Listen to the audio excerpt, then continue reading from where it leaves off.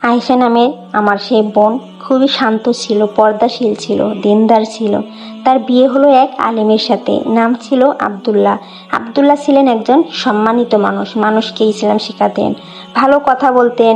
আয়েশা ভেবেছিলেন আমি কত ভাগ্যবতী, একজন আল্লাহওয়ালা মানুষ আমার স্বামী হয়েছে, শুকরিয়া আল্লাহর কাছে। ভালোবাসার সংসার ছিল তাদের, সংসারটা খুব সুন্দর ছিল, কম ছিল কিন্তু ভালোবাসা অনেক ছিল। টাকা ছিলই না বলতে গেলে, কিন্তু তাদের ভালোবাসা ঘরে আনাচে কানাচে দিয়ে পরিপূর্ণ ছিল। আয়েশা নিজের স্বামীকে খুব ভালোবাসতো, তার খেয়াল রাখতো, তার জন্য রান্না করতো, তার পাশে দাঁড়াতো সব সময়। ধীরে ধীরে তাদের ঘরে 3টি সন্তান এলো। তখন সংসারটা আরও পূর্ণ হয়ে উঠল। হঠাৎ একদিন পরিবর্তন, কিন্তু সবসময় কিন্তু একরকম থাকে না। কিছুদিন পর আব্দুল্লাহ বদলে যেতে শুরু করলেন। আগের মতো কথা বলতেন না, ঘরে সময় দিতেন না। আয়েশা বুঝতে পারছিলেন কিছু একটা ঠিক নেই। কিন্তু একদিন হঠাৎ করে আব্দুল্লাহ বললেন, আমি তোমাকে তালাক দিতে চাই। এই কথাটা শুনে আয়েশার আসমান যেন মাথায় এসে পড়ল, পার নিচে তার যেন মাটি সরে গেল। সে কাঁপতে কাঁপতে কাঁপা কাঁপা কণ্ঠে বলল, আমি কি কোনো ভুল করেছি প্রিয় স্বামী আমার? কিন্তু কোনো উত্তর দিল না তার স্বামী আব্দুল্লাহ। তালাকের মুহূর্তটা যে কতটা কষ্টের, গল্পটা শুনলেই বুঝতে পারবেন। আশা করি আপনারা সম্পূর্ণ ভিডিওটি দেখবেন এবং শেয়ার করে দিবেন।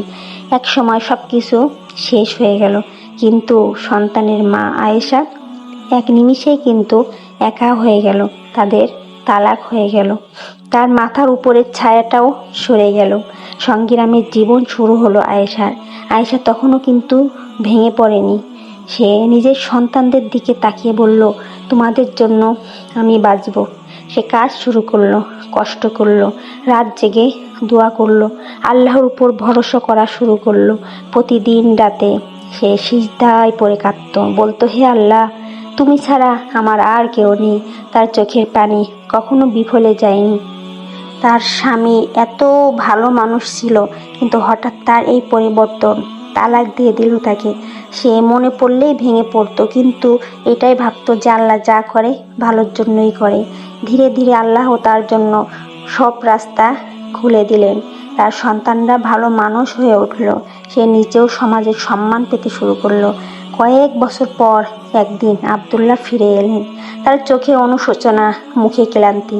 তিনি বললেন, আমাকে ক্ষমা করে দাও প্রিয় বিবি। সবচেয়ে আবেগের মুহূর্ত ছিল তখন। আয়েশা কিছুক্ষণ চুপ করে রইল, তার চোখে পানি। সে বলল, আমি তোমাকে আল্লাহর জন্য ক্ষমা করে দিয়েছি। আয়েশার চোখে পানি ছিল।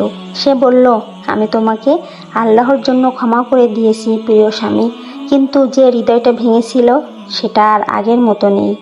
তারপর তারা পুনরায় বিবাহে আবদ্ধ হলো। তাদের সংসার সুখে ভরে গেল। আশা করি গল্পটা আপনাদের ভালো লেগেছে। যদি ভালো লাগে তো অবশ্যই লাইক, কমেন্ট, শেয়ার করে পাশেই থাকবেন। আসসালামু আলাইকুম ওয়া রাহমাতুল্লাহি ওয়া বারাকাতুহু।